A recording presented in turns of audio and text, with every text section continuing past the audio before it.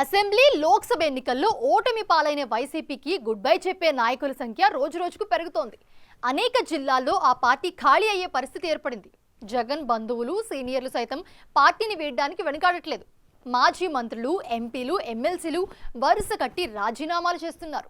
అయితే అటు వైసీపీకి ఇటు పదవులకు రాజీనామా చేసినట్లుగా ప్రకటించిన ముగ్గురు ఎమ్మెల్సీల రాజీనామాలను మండలి చైర్మన్ ఇంతవరకు ఆమోదించకపోవడం చర్చనీయాంశంగా మారింది.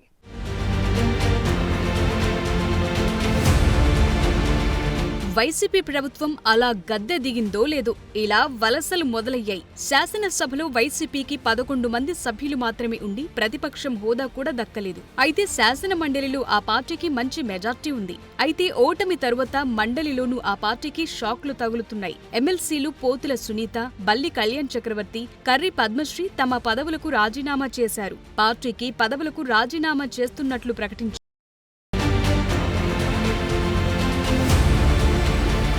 తమ పదవికి రాజీనామా చేస్తున్నామని ముగ్గురు వైసీపీ ఎమ్మెల్సీలు ఆగస్టు నెలాఖరులో వేర్వేరుగా రాజీనామాలు సమర్పించారు. కానీ వాటికి ఇంకా ఆమోదముద్ర పడలేదు. తాము రాజీనామా చేసి నెల దాటిపోయింది, వాటిని ఆమోదించండని కోరుతూ ఆ ముగ్గురు మండలి చైర్మన్ మోషేను రాజుకు తిరిగి లేఖలు రాశారు. అయినా ఇంకా రాజీనామాలకు ఆమోదం దక్కలేదు. రాజీనామా ఎందుకు చేశారు, స్వచ్ఛందంగానే చేశారా లాంటి అంశాలపై వ్యక్తిగతంగా పిలిచి మాట్లాడాక చైర్మన్ నిర్ణయం తీసుకునే అవకాశముందని అసెంబ్లీ వర్గాలు చెప్తున్నాయి.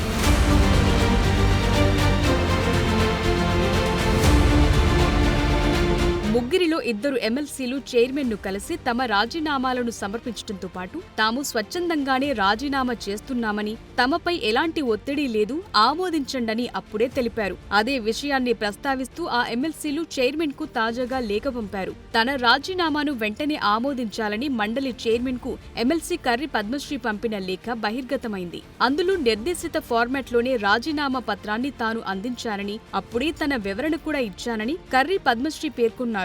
ఫార్మాట్ ప్రకారం రాజీనామా చేసి 31 రోజులు దాటిపోయినా ఇంకా ఆమోదించలేదని, వెంటనే తన రాజీనామాను ఆమోదించాలని కోరారు. ఆమెతో పాటు బల్లి కళ్యాణ చక్రవర్తి కూడా ఆగస్టు 30ని మండలిలో చైర్మన్ను ఆయన కార్యాలయంలో కలిసి రాజీనామా అందజేశారు. అంతకుముందు ఆగస్టు 28న మరో ఎమ్మెల్సీ పోతుల సునీత రాజీనామా చేశారు.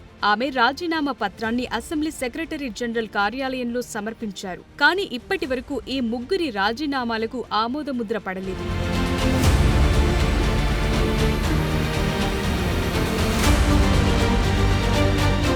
వైసీపీ పెద్దల సూచన మేరకు మండలి చైర్మన్ మోషేను రాజు వారి రాజీనామాలను ఉద్దేశపూర్వకంగానే ఆమోదించకుండా పక్కన పెట్టారన్న అభిప్రాయం వ్యక్తమవుతోంది. ఇప్పుడున్న పరిస్థితుల్లో ఎమ్మెల్సీ ఎన్నికలు జరిగినా వైసీపీ గెలిచే అవకాశం లేదు. ఇప్పుడు ఎమ్మెల్సీల రాజీనామాలు ఆమోదిస్తే ఉప ఎన్నిక జరిగి మండలిలో కూటమి బలం పెరుగుతుంది. అందుకే మోషేను రాజుతో వారి రాజీనామాలు ఆమోదింపచేయకుండా కాలయాపన చేస్తున్నారట. మరి తమ రాజీనామాల ఆమోదం కోసం సదరు ఎమ్మెల్సీలు ఏం చేస్తారో చూడాలి.